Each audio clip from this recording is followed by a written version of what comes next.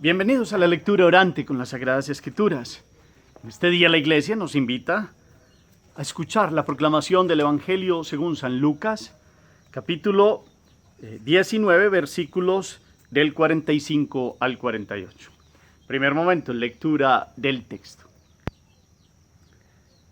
En aquel tiempo entró en el templo Jesús y comenzó a echar fuera a los que vendían, diciéndoles: está escrito, mi casa será casa de oración, pero ustedes la han hecho una cueva de bandidos.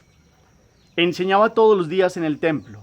Por su parte, los sumos sacerdotes, los escribas y también los notables del pueblo buscaban matarle, pero no encontraban el modo de hacerlo, porque todo el pueblo le oía pendiente de sus labios. Palabra del Señor. Gloria a ti, Señor Jesús. Pidámosle hoy al Espíritu Santo que venga con toda la fuerza y nos llene en lo más profundo de nuestro ser y en corazón para que comprendamos esta palabra. Digamos juntos: ven Espíritu Santo, llena los corazones de tus fieles, enciende en ellos el fuego de tu amor. Envía tu Espíritu y todo será creado y renovarás la faz de la tierra. Volvamos la mirada al texto. Segunda proclamación, tercera, después una relectura, pero en la mente, en la memoria, mirando todos los pasos que se nos dan hoy. ¿Qué nos dice el texto? ¿Dónde entra Jesús? ¿Qué hace Jesús? ¿Qué palabras utiliza y qué expresiones y qué gestos? ¿Y cuál es el primer momento del Evangelio? Y en un segundo momento, a partir del versículo 47, ¿qué nos empieza a decir? ¿Y cómo termina la palabra de Dios en este día? Miremos qué nos llama la atención: verbos, gestos, palabras. Hay algo como que nos llame, pues como que uno diga qué actitud de Jesús nos muestra hoy esta palabra. Y miremos también pues toda lo que en el fondo del corazón de ustedes y a mí, después de proclamarla y de hacer este primer momento, ¿qué queda en la mente y en el corazón? Segundo momento, meditación. Hemos venido con Lucas en un viaje hacia Jerusalén. Ya ayer llegaba y se asomaba a Jerusalén y Jesús lloraba, porque Jerusalén no supo reconocer el día de la visita del Hijo de Dios. Día esperado, promesas de los profetas que se cumplen en Jesús, pero esta ciudad, y en esta ciudad los corazones de muchos hebreos han quedado como cerrados a Dios y no han reconocido la visita del Hijo de Dios.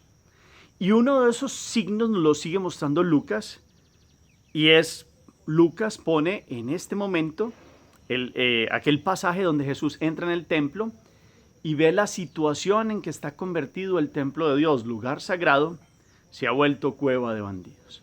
Entonces, miremos bien toda esta expresión. Esta meditación nos ayuda a ver en este evangelio como dos momentos principales. Es Jesús, ya está en Jerusalén y ha entrado en el templo. Entonces, comenzó a echar fuera a los que vendían, diciéndoles: está escrito, mi casa será casa de oración. Eso lo dice Isaías 56:7. Pero ustedes la han convertido en una cueva de bandidos. Eso lo dice Jeremías capítulo 7, versículo 11. Jesús está trayendo las palabras de los profetas y él, el Hijo de Dios, está mostrando lo que ha llegado a ser el lugar más sagrado de Israel, una cueva de bandidos. Juan nos muestra este momento histórico de Jesús al comienzo de su vida pública. Y en su vida pública, pues al comienzo de los primeros apóstoles que llama, entra allí a Jerusalén, y la situación amplia del Evangelio es: Jesús llega al lugar sagrado a orar. Y en este lugar sagrado, como todo converge allí, el templo en Jerusalén era el lugar principal. Sabemos la historia de este lugar y de este recinto sagrado. La hemos meditado en algunos momentos, como primero Dios estuvo en la tienda del encuentro, en el arca de la alianza, el arca y encima la tienda, y entre los ángeles del propiciatorio, que era como la tapita que atrapaba ese cofrecito, ellos sentían y sabían que estaba la presencia de Dios, y entonces viene la nube y vienen teofanías y manifestaciones que acompañaron al pueblo de Israel en el desierto. Cuando entraron en la tierra de Canaán que Dios les dio, el arca estuvo en distintos lugares hasta que David logró llevarla a la ciudad que había conquistado, Jerusalén, de la cual hablábamos ayer. Y allí pues puso el arca, pero soñó con construirle un templo que no pudo construir él, sino que su hijo Salomón lo construirá. Y empezamos a ver esta grandeza de esta obra de Salomón. Es una obra pues enorme, en el año 950 a.C. Y el templo empieza a ser un lugar central de adoración a Dios. Aquel que ni los cielos podían contener, pues se abajaba y estaba allí y moraba con su pueblo. Entonces era un lugar de culto, de peregrinación. Llegó a ser tan importante que inclusive en el año 600 a.C., los judíos que no querían escuchar a Jeremías ni a Isaías, que si no se convertían y si no vivían en Dios, iba a venir una destrucción y los iban a sacar de aquel lugar. Ellos decían, ¿cómo nos van a sacar de aquí si aquí está el lugar y está el templo? Y muy confiados de que estaba el templo, así todo históricamente, como no caminaron en justicia, como caminaron en idolatrías, fueron sacados a Babilonia en el año 587 a.C. Vuelven en el 530, 528 a.C. y empieza toda una reconstrucción con Nehemías, Esdras sacerdote, empiezan los profetas Ageo y Zacarías a decir que Dios quiere la reconstrucción, y después con el tiempo se empezará a reconstruir el templo. A pesar, después vendrá la dominación de un momento los griegos, después los griegos, y después vendrá Antíoco IV Epífanes, que se atreve a entrar al templo y profanarlo y colocar allí como una imagen. Él quería que los hebreos rindieran culto a los falsos dioses del helenismo. Y entonces ese ha sido como el proceso hasta que llega Herodes el Grande y hace una reconstrucción más grande aún del templo, lo amplía y hace una gran explanada, y ese es el templo que le tocó conocer a Jesús, y ahí es donde está todo el desarrollo de hoy. Como es un lugar tan importante, convergen de los distintos lugares de diáspora donde estaban en otros lugares, regiones, y los que están en Israel peregrinan a la Gran Pascua, donde ellos recuerdan cuando salieron de Egipto y fueron y dieron el paso de la esclavitud a la libertad. Y entonces tienen todos los ritos que se dicen en el libro del Éxodo y en la Torá para celebrar con un cordero. Entonces Jesús llega, es la primera Pascua. Históricamente tomamos el dato que nos da Juan, que lo pone al principio. Lucas aquí, por una parte pedagógica también y porque ha caminado hacia Jerusalén, pone, después de haber llorado Jesús sobre Jerusalén, muestra uno de los dolores que Jesús tenía con Jerusalén, y es el templo, el lugar sagrado, se ha convertido en esto. Entonces, en el sentido amplio, Jesús llegó ese día como fiel israelita a orar. ¿Y qué se encuentra en el templo? Se encuentra una situación triste donde sí, hay ritos, hay enseñanza, pero más que eso hay un comercio, y no es porque sea, no solo el comercio, es los corazones y la intencionalidad con que se hacen el comercio. Y es la forma como están obrando allí. Y ve cómo los vendedores se van aprovechando de los pobres y de los ancianos y les cobran más y les dan corderos que no están acordes al precio que están cobrando. Y eso sí, a los ricos y a los fariseos importantes, a eso sí, les venden los mejores corderos y los tratan con una reverencia casi pues como de adulación. Y entonces Jesús va viendo estos corazones, va leyendo las actitudes y va mirando toda la situación que se presenta allí, y entonces empieza a ver sobre todo cómo un par de ancianos que se van a comprar, los ancianitos están sacando las moneditas que tienen en el bolsillo, ellos miran y pasan de un lugar a otro y no les venden ningún corderito hasta que les vendieron un cordero. Imagínense ustedes, para unos fieles israelitas mayores de edad, ya quieren celebrar sus últimas Pascuas y prepararse para ir al seno de Abraham, según expresión de ellos, y entonces quieren celebrar su Pascua.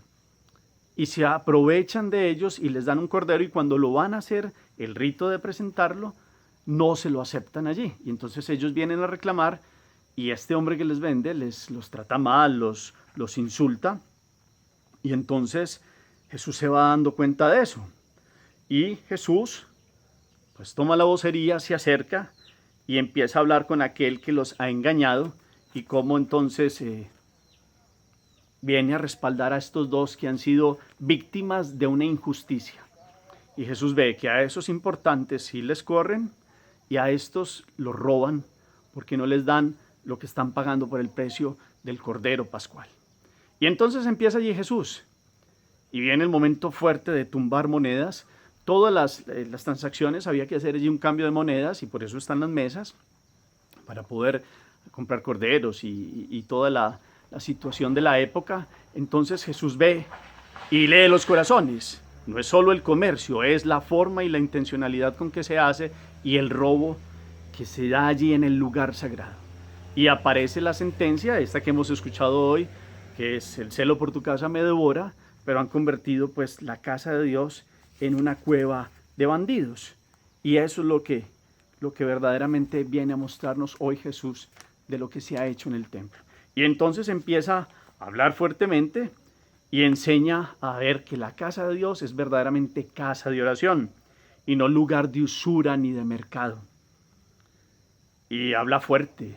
Y Lucas nos reduce un poco la narración que nos dan más largo los sinópticos y también Juan, inclusive hace unas cuerdas de azota con cordeles y es como aquel que viene a decir, este lugar se respeta porque es el lugar de la presencia de Dios. Y da una alusión que nos la explica Juan y es como destruyan este templo y en 3 días lo reconstruiré. Y sabemos que los apóstoles cuando resucitó Jesús comprendieron este texto, nos lo dice Juan más adelante, en el capítulo 2 de su evangelio y nos muestra cómo verdaderamente se cumplió. Jesús reconstruye su cuerpo, es el nuevo templo, es el cuerpo de Jesús. ¿Por qué? Cuando muere Jesús, el velo del templo se rasga y es como una imagen del Antiguo Testamento. Ahí ha estado la presencia de Dios y no han querido reconocer la presencia del Hijo de Dios. Nos lo decía ayer Lucas y no ha sabido reconocer el tiempo de mi visita. Y entonces ese lugar va a quedar vacío y ese rasgarse el templo es como una muestra del nuevo templo. Es donde esté Jesús y donde haya uno que crea en Jesús, ahí se invitará a creer en espíritu y en verdad, adoradores de espíritu y en verdad, como le dirá Jesús a la samaritana, y después ya se irán construyendo los templos más adelante cuando pasa la persecución después del año 313. Pero el templo, el gran templo es Jesucristo. La presencia de Dios, cuando hablamos de todo el Antiguo Testamento, el Arca de la Alianza, la tienda del encuentro, el templo de Jerusalén, ahí está la presencia de Dios. Pero ahora, la presencia de Dios, Dios morará y dará su espíritu y grabará esta ley y dará este espíritu en el corazón de los hombres a aquellos que crean y a aquellos que verdaderamente lo sigan en espíritu y en verdad. Claro, después se construirán los templos nuestros porque ahí está la presencia del Santísimo y lugar donde celebramos nuestra fe en comunidad. Pero ustedes y yo somos piedras vivas de este templo que es nuestra existencia, que es nuestro cuerpo. Y nuestra alma unida a este cuerpo pues forma un lugar sagrado donde Dios viene a habitar. Recordemos aquello. Pero volviendo al texto, entonces miramos cómo Jesús muestra que ese templo es ya Él. Y este rasgarse el velo del templo muestra que hay un primer momento donde estuvo la presencia de Dios allí y ya después no estará. De hecho, cuando vienen los romanos en el año 70 y después con el año 135, terminan de arrasar el templo. Y los judíos nunca más podrán tener allí el templo sagrado. Vivirán y celebrarán su fe en las sinagogas y estarán en la diáspora y tuvieron que huir y salir de su tierra. Pero nunca más. De hecho, hoy en la explanada, lo hemos hablado ayer, existen las mezquitas, la de Omar, que tiene la cúpula dorada y otra, y es un lugar de los musulmanes, ya no de los judíos. Porque la presencia de Dios está donde está Jesús. Jesús, Eucaristía en cada uno de los templos donde está en presencia, sangre, alma y divinidad en todo su ser sacramental en la Eucaristía. Pero donde está Jesús, donde está el Espíritu y Dios inhabita trinitariamente, está también la presencia de Jesús. Entonces, miramos, esta reacción de Jesús nos puede parecer fuerte, pero es el Jesús que viene a mostrar el celo por lo sagrado. Y cómo lo sagrado no puede terminar siendo una cueva de bandidos. Esto nos daría a ustedes y a mí una meditación en el sentido de nuestra vida, cómo está que somos templo de Dios, y también nos da una reflexión en orden a la iglesia de Dios, cómo está lo sagrado y el manejo de lo sagrado en orden a darle un culto de adoración verdadero, en espíritu y en verdad a Dios, no en doble moral ni en negocio, que tristemente viene a ser una desviación de la avaricia, de los pecados capitales, de volver algo tan sagrado, volverlo un negocio, y eso como que nos genera a nosotros como un estar alertas que nuestra vida también, inclusive el acercarse a Dios, lo hagamos con rectitud de intención, ni siquiera por intencionalidades distintas, porque Dios da bendiciones a aquel que se acerca con rectitud de corazón. Hoy Jesús, el Hijo de Dios, nos enseña cómo acercarnos a su presencia, ir como Él, como hebreo, al lugar sagrado. Nos ayude a ustedes y a mí hoy a saber cómo nos acercamos delante de Jesús, cómo nos preparamos para estar delante de Dios, nuestra alma, que es el lugar más sagrado que tenemos en orden a nuestra propia existencia. Lógicamente, cuando vamos al templo, a nuestras basílicas, catedrales, templos parroquiales, pues lo hacemos con la mayor devoción y con el mayor respeto también. Y son lugares donde exteriormente se hace lo mejor y lo más bonito para Dios, donde se cuida, donde está el aseo, donde está la higiene, pero así, inclusive más, tendría que estar nuestro corazón, que es el lugar sagrado. Nuestra Señora aparece ya como la nueva arca de la alianza. Si la presencia de Dios iba antes en la arca sagrada, pues Dios se crea una mujer perfecta y ella le dice sí, y viene a ser su vientre el arca de la nueva alianza. Y cuando uno mira el Apocalipsis 12, inclusive antes, en el capítulo 11, terminando ahí antes del 12, está mirando como el Apocalipsis 11, 19 dice: y se abrió el santuario de Dios en el cielo, y apareció el arca de su alianza en el santuario, y se produjeron relámpagos y fragor y truenos y temblor de tierra y fuerte granizada. Aquí está hablando del santuario de Dios del Antiguo Testamento. Y la conexión se da en el capítulo 12 y sigue: y un gran signo apareció en el cielo, una mujer vestida de sol con la luna bajo sus pies y una corona de 2 estrellas sobre su cabeza. Está encinta y grita con dolores de parto. La mujer vestida de sol, pues viene a ser uno de los significados grandes, y es Nuestra Señora. Primero, una arquita de madera, el propiciatorio, los querubines, la presencia de Dios, y ahora Dios en persona nos visita, toma carne del vientre y del cuerpo de María y viene a habitar entre nosotros, porque se ha hecho un arca que ya no es de madera, que es la más digna hija de Dios, que nos muestra cómo es vivir sagradamente en su presencia. Entonces, María, que se cría desde los 3 años hasta los 12 hasta los 15 en el templo, está 12 años, también un número muy llamativo, está ella en el templo, y ella será el arca de la nueva alianza. Que ella nos enseñe a vivir en presencia de Dios, que ella nos enseñe a usted y a mí a encontrar hoy el valor de lo sagrado. Ella ha dicho sí a Dios y ha vivido en santidad y en sacralidad. Ustedes y yo, ¿cómo tratamos esta dignidad que tenemos desde el bautismo de ser templos del Espíritu? Y cómo vivimos verdaderamente honrando, alabando y glorificando a Dios, lejos de que nuestra vida se convierta, y la casa de Dios, que es nuestro corazón, en una cueva de bandidos. Es una expresión fuerte. El Evangelio de hoy es una corrección en el amor, y es un llamado a lo sacro y a lo sagrado. Para nosotros, sacerdotes, sí que más. Pero Jesús continúa, Lucas, diciendo cómo enseñaba todos los días en el templo, la semana de la Pascua antes de la muerte. Por su parte, los sumos sacerdotes, los escribas y también los notables del pueblo buscaban matarle.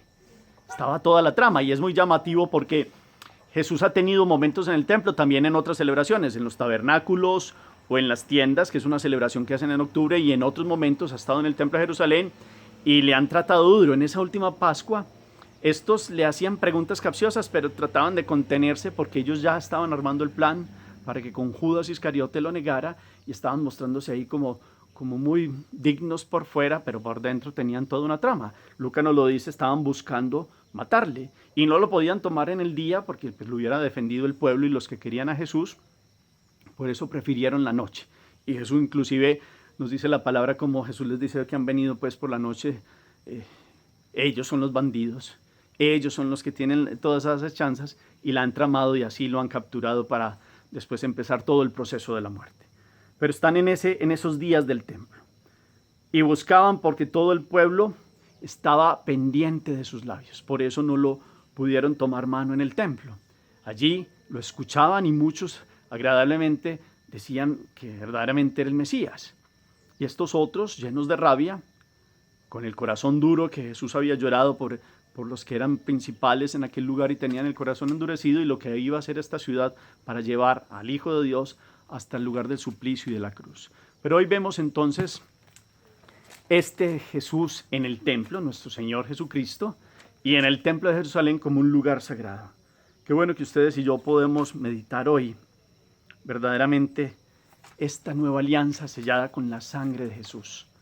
Ustedes y yo tenemos nuestros templos, pero miramos nuestra vida, agradamos a Dios con todo lo que hacemos, con nuestra rectitud de intención.